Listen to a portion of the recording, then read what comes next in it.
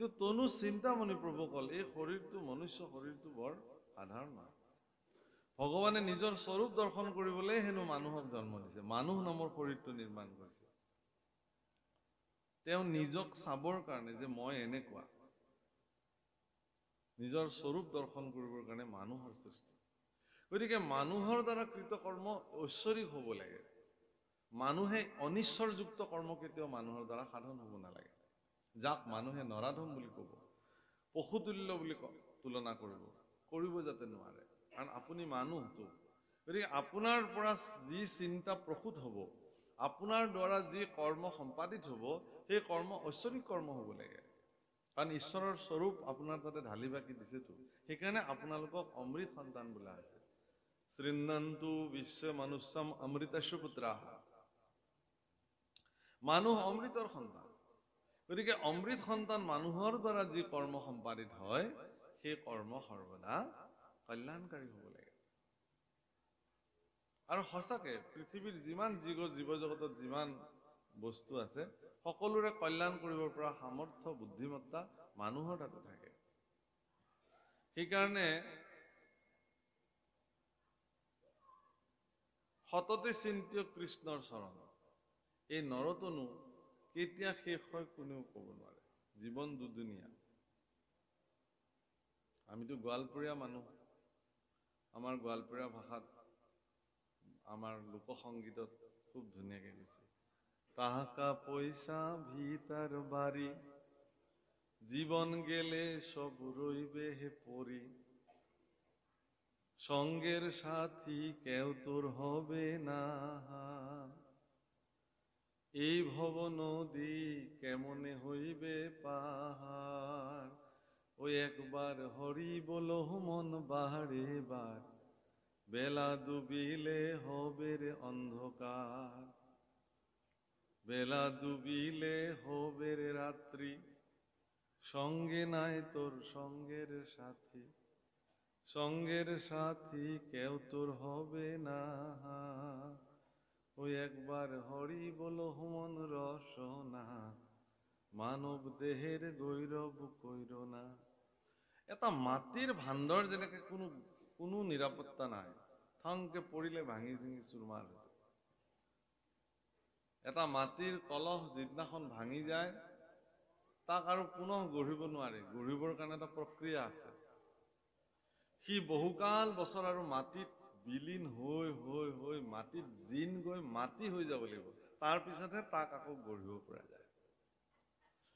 এই মনুষ্য জীৱনটো এটা পূৰ্ণ ঘট, কিন্তু ই মাটিৰ নিৰ্মিত।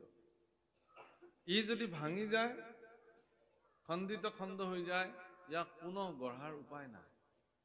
সি 84 নৰক যোনি ভ্ৰমি ভ্ৰমি ভ্ৰমি ভ্ৰমি ভ্ৰমি ভ্ৰমি ভ্ৰমি যদি উপজীব্য হয়, তেতিয়াহ'লে পুনৰ এবাৰ আকৌ মনুষ্য জন্ম তেওঁৰ জীৱনত প্ৰাপ্তি হ'বও পাৰে, নহ'বও পাৰে। সেইকাৰণে মনুষ্য জীৱনক কি বুলি কৈছে? দুৰ্লভ মনুষ্য জন্ম, সেন্থৰে নপায় বা পুনু। আকৌ ইমান সোনকালে ইয়াক পাব বুলি আপুনি আশা নকৰাই ভাল। পাইছে কাৰণে মনুষ্য জীৱনৰ সাৰ্থক কৰ্ম আপুনি আপোনাৰ জীৱনত সাধন কৰি যাবই লাগিব। বেলা ডুবিলে হবেৰে ৰাত্ৰি। বেলা ডুবিলে মানে আপোনাৰ জীৱনৰ সূৰ্য যিদিনাখন অস্ত যাব, সৰু ল'ৰা ছোৱালীবিলাক জন্ম পোৱাৰ লগে লগে সেয়া উদিত সূৰ্য। যৌৱন প্ৰাপ্ত যেতিয়া হয়, সি দুপৰীয়াৰ প্ৰখৰ সূৰ্য। আৰু লাহে লাহে লাহে লাহে যেতিয়া ভটিয়লি গীত গাবলৈ আৰম্ভ কৰে, জীৱন ভটিয়ায়। অনিচ্ছা, হেলা, ভাগৰ, বিষ, যন্ত্ৰণা এইবিলাকে এটা এটাকে আগুৰি ধৰে।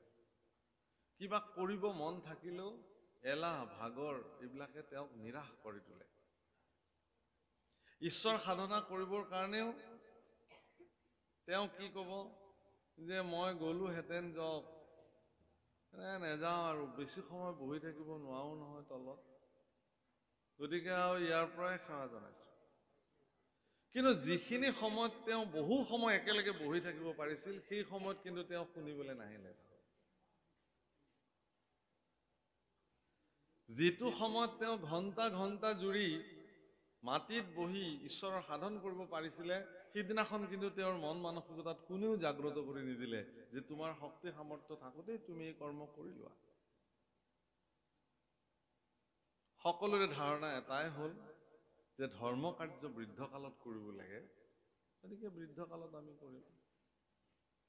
কিন্তু ঈশ্বৰ পুৰুষে ইয়াৰ হিচাপো দি থৈছে, মহাপুৰুষে ইয়াৰ হিচাপ দিছে ধুনীয়াকৈ প্ৰহ্লাদ চৰিত্ৰ। ঔ মনুষ্যৰ আয়ু শত বৰিষ সংখ্যাত, অৰ্ধে কবি ফলে যাই জানিবা নিদ্ৰাত। 100%ৰ 50%, 50% টোপনিতেই যায়।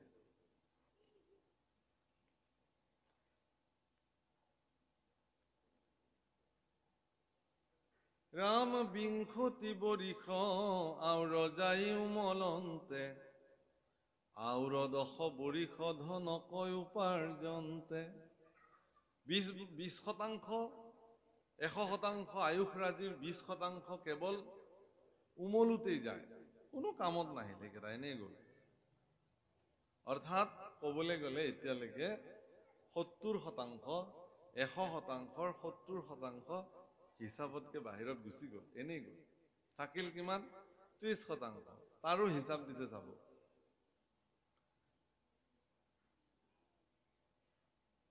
অ 80% গ'ল, আকৌ 20% আছে। বৃদ্ধ কাল যাই শেষ বৰিষ বিংশতি, একো কাৰ্য সাধিবাক নথাকে শকতি।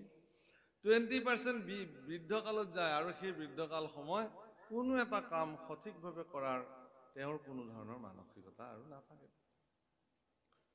ঈশ্বৰ সেৱাৰ সাধন কেতিয়া কৰিব আপুনি? ধৰিও কুমাৰৰ কালে ভাগৱত ধৰ্ম। অলপতে দেখিলো যে কোনোবা এজনে ছ'চিয়েল মিডিয়াত এটা কথা কৈছে, এই শিশুবিলাকে আজিকালি ভাগৱত পাঠ কৰিবলৈ লৈছে, সিহঁতে বেপাৰ কৰিবলৈ লৈছে। ভাগৱত পাঠ কৰাবিলাকে বেপাৰ কৰিবলৈ আৰম্ভ কৰিছে।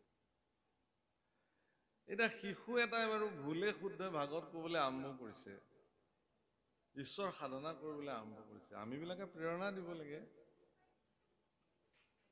ডেকা ল'ৰা এটাই যেতিয়া নামঘৰলৈ ধুতি সাজ পিন্ধি কৃষ্টি ৰক্ষা কৰিবৰ কাৰণে, ধৰ্ম সাধন কৰিবৰ কাৰণে নামঘৰলৈ আহে, আমি তেওঁক প্ৰেৰণা দিয়াটো উচিত। তেওঁ যদি ভুল কৰে, বয়োজ্যেষ্ঠসকলে সেই ভুলখিনিক খুব মৰমেৰে শুধৰাই দি তেওঁ যাতে সেই কাৰ্যত প্ৰৱৰ্তি থাকে, তাৰ কাৰণে প্ৰেৰণা দিয়া উচিত। আমি যদি নিৰাশ কৰি পেলাওঁ, এতিয়া সি যদি, কাৰণ তাহাঁতৰ মনবিলাক হ'ল কি, শিশু অৱস্থাত, কৈশোৰ অৱস্থাত, যৌৱন অৱস্থাত মানুহৰ মনবিলাক এনেকুৱা ক্ষিপ্ৰ গতিত চলি থাকে, কিবা এটা কৰিব লাগে। যদি এইটো কৰিব নোৱাৰে সেইটো কৰিব, তেতিয়া গৈ কোনোবা দুষ্টৰ সংগ ল'ব, মদ ভাং খাব, কিবা খাব, তেতিয়াওতো আপুনি ক'ব। এতিয়া কৰিব কি? সেইকাৰণে এনেধৰণৰ নিৰাশাজনক কথা সমাজত কেতিয়াও পৰিব্যাপ্ত কৰিব নালাগে। আপোনাৰ সন্তানে যদি ঈশ্বৰ কৰ্মত, পঢ়া শুনা, তাৰ যিখিনি দৈনন্দিন কৰ্ম, সেইখিনি কৰি যোৱাৰ সমসাময়িকভাৱে যদি তেওঁ ঈশ্বৰ সেৱা কৰিছে, ভক্তি, তাৰ ফলত তেওঁৰ লাভ কি হ'ব? প্ৰশ্ন এইটো যে ঠিক আছে বাৰু, তেওঁ ধৰ্ম কৰিলে, আধ্যাত্মিক জ্ঞান তেওঁৰ প্ৰাপ্তি হ'ল, তাৰ কাৰণে লাভ কি হ'ব? লাভ এইটোৱেই হ'ব যে আপুনি পিতৃ হিচাপে আপোনাৰ সন্তানৰ পৰা আপুনি উচিত সেৱা গ্ৰহণ কৰিব পাৰিব, প্ৰাপ্তি কৰিব পাৰিব। কাৰণ এগৰাকী আধ্যাত্মিক গুণসম্পন্ন সন্তানে গুৰুৰ প্ৰতি কেনেকৈ শ্ৰদ্ধা জনাব লাগে, পিতৃ মাতৃৰ প্ৰতি কেনেকুৱা সেৱা আগবঢ়াব লাগে, সজ্জনৰ প্ৰতি কেনেধৰণৰ নৈতিক স্থিতি ৰাখিব লাগে, বয়োবৃদ্ধ লোকসকলৰ প্ৰতি সৎকাৰী মনোবৃত্তি কেনেকৈ আনিব লাগে, এই কথা আধ্যাত্মিক গুণসম্পন্ন ব্যক্তি এগৰাকীয়ে জানে, সন্তান এটাই জানে। যিখিনি কথা কোনো বিশ্ববিদ্যালয়ত শিকোৱা নাযায়, কোনো বিশ্ববিদ্যালয়ত, আমাৰ উজনি অসমৰে ঘটনা, ষ্টুডেণ্টছে নিজৰ শিক্ষকক মাৰি পেলালে। এনেকুৱা মানসিকতা কেনেকৈ সৃষ্টি হয়? শিক্ষা গুৰু। এনেকুৱা ভয়ংকৰ পৰিস্থিতি আমি দেখিম বুলি সপোনতো ভবা নাছিলো। নিজৰ সন্তানে মাতৃক মাৰি পেলালে, এনেকুৱা ভয়ংকৰ পৰিঘটনা। এইবোৰ কিহৰ কাৰণে হৈছে? এইবোৰ যান্ত্ৰিক মানসিকতাৰ কাৰণে। যান্ত্ৰিক মানসিকতাৰ পৰিণাম কি জানে? যান্ত্ৰিক মানসিকতাৰ শ্ৰেষ্ঠ পৰিণাম হ'ল আত্মহত্যা কৰে। যিখন সমাজত আত্মহত্যাৰ পৰিমাণ বাঢ়ে, জানিব যে তাত যান্ত্ৰিক জ্ঞানৰ সংখ্যা বাঢ়িছে, আধ্যাত্মিক জ্ঞানৰ সংখ্যা কমিছে। বিবাহ বিচ্ছেদৰ দৰে ভয়ংকৰ পৰিঘটনা সমাজত যেতিয়া বৃদ্ধি পাবলৈ ধৰে, বিচ্ছেদৰ ঘটনা, পিতৃৰ পৰা পুত্ৰ বিচ্ছেদ হৈ গৈছে, পত্নীৰ পৰা পতি বিচ্ছেদিত হৈ গৈছে, বন্ধুৰ পৰা বন্ধু বিচ্ছেদিত হ'বলৈ আৰম্ভ কৰিছে, গুৰুৰ পৰা শিষ্য বিচ্ছেদিত হ'বলৈ আৰম্ভ কৰিছে। এনে বিচ্ছেদিত পৰিঘটনা যদি সমাজত হ'বলৈ আৰম্ভ কৰিছে, জানিব যে তাত ঋণাত্মকতাৰ প্ৰভাৱ বাঢ়িছে, ধনাত্মকতাৰ প্ৰভাৱ কমি আহিছে। আধ্যাত্মিক জগতে একমাত্ৰ জগত, যিখন জগতে আপোনাৰ মানস পথত সকলো পৰিণামক ধনাত্মক দৃষ্টিভংগীৰে দিয়ায়। আপোনাৰ জীৱনত যদি সকলো শেষ হৈ যায়, বিনাশ হৈ যায়, তাৰপিছতো আধ্যাত্মিক জগতে ক'ব যে এতিয়াও একো শেষ হোৱা নাই, তাক পুনঃ গঢ়িব পৰাকৈ আপোনাৰ হাতত শক্তি সামৰ্থ্য বিদ্যমান আছে।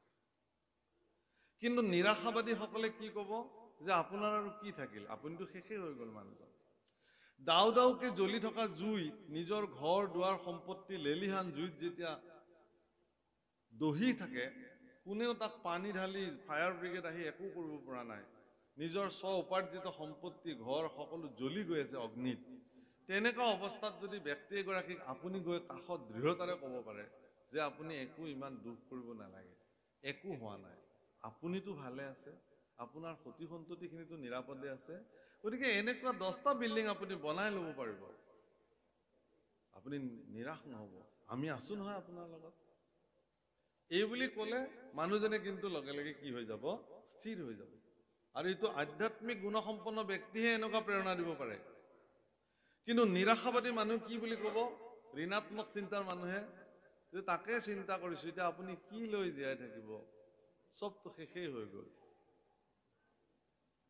কাইলৈ পৰাতো আপোনাৰ সতি সন্ততি পথৰ ভিখাৰী হ'ব, কাঙাল হ'বলৈ গৈ আছে, আপোনাৰ জীয়াই থাকি কি হ'ব এতিয়া? যদি এইটো কথা কয়, আপুনি চাব যে দাও দাওকৈ জ্বলি থকা জুইকুৰাত তেওঁ জাপ মাৰি দিয়াটো একো ঠিক নাই। হয়তো মোৰনো কি থাকিল? গতিকে আপোনাৰ বাক্য আৰু বচন নিৰ্ণয় হয় আপোনাৰ মস্তিষ্কত স্থিতি লৈ থকা আধ্যাত্মিক চিন্তা চেতনাৰ ওপৰত।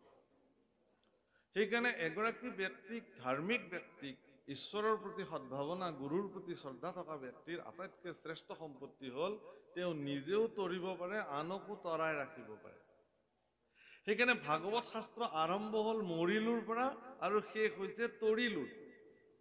মহাৰাজ পৰীক্ষিতে মইতো মৰিলো, 7 দিনৰ ভিতৰত মোক তক্ষকে মাৰি পেলাব খাই।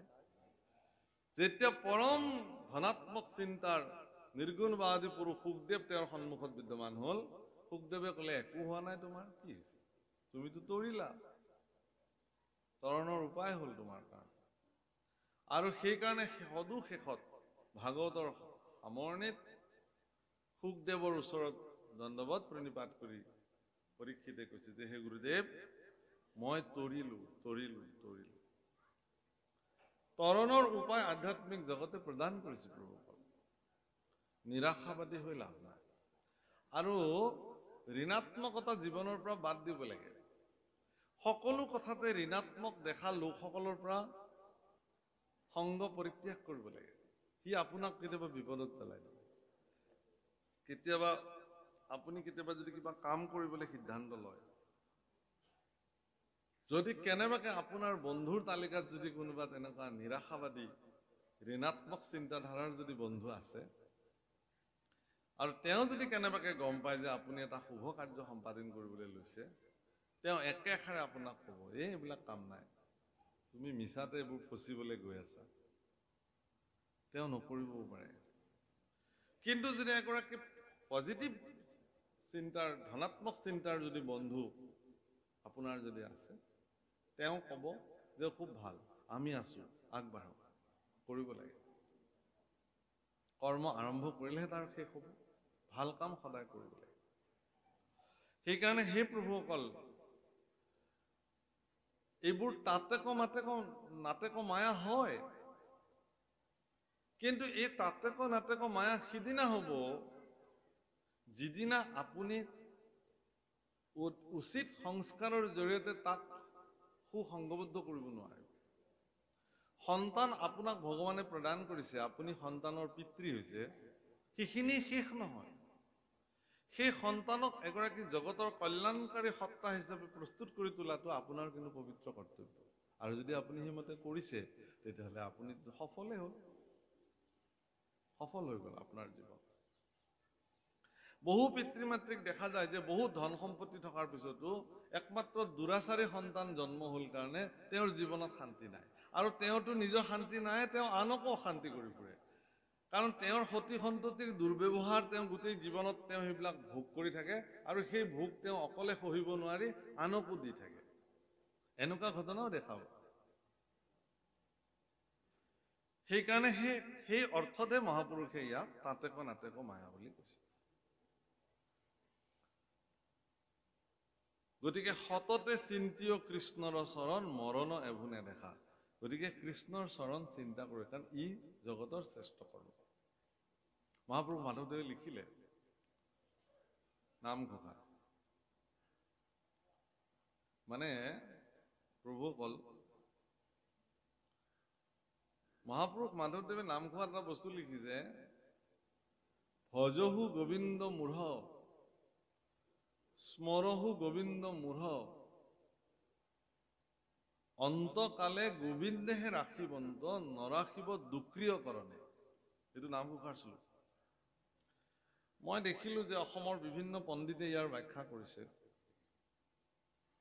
কিন্তু এই ব্যাখ্যাত দেখা যায় যে দুক্ৰিয়কৰণ শব্দটো তেওঁলোকে ব্যাখ্যা কৰিছে কি, যে কোনো দ্বিতীয় ব্যৱস্থাৰ দ্বাৰা আপুনি মুক্তি পাব নোৱাৰে। এই কথা মাধৱদেৱে সিদ্ধান্ত দিব বুলি মোৰ মনে নধৰে। কি মাৰ্গেৰে কোন মুক্তি হৈছে এই কথা কোনেও আজিলৈকে ক'ব পৰা নাই। কিন্তু আপুনি কৰ্মকাণ্ডৰে মুক্তি লাভ কৰিছে নে, জ্ঞান কাণ্ডৰে মুক্তি লাভ কৰিছে নে, ভক্তি কাণ্ডৰে মুক্তি লাভ কৰিছে, ইয়াৰ সিদ্ধান্ত কোনেও দিব নোৱাৰে। এইটো ঈশ্বৰে জানে কোন কেনেকে মুক্ত হৈ আহিছে। আমি যিবিলাক ব্যক্তিয়ে একদম শৰণত ধৰি ললো, বিলীন হৈ আছো, আমাৰ যিবিলাক মুৰব্বী বা প্ৰকাণ্ড বিদ্যুৎ ভক্ত পণ্ডিতসকল ইতিমধ্যে আমাক এৰি থৈ জগতলৈ গুচি গৈছে, তেওঁলোক এতিয়া বৈকুণ্ঠতে আছে নে নৰকতে আছে, তাৰ হিচাপ কাৰ হাতত আছে? এতিয়া লিষ্টখন কাৰ হাতত? কোনেও দিব নোৱাৰে।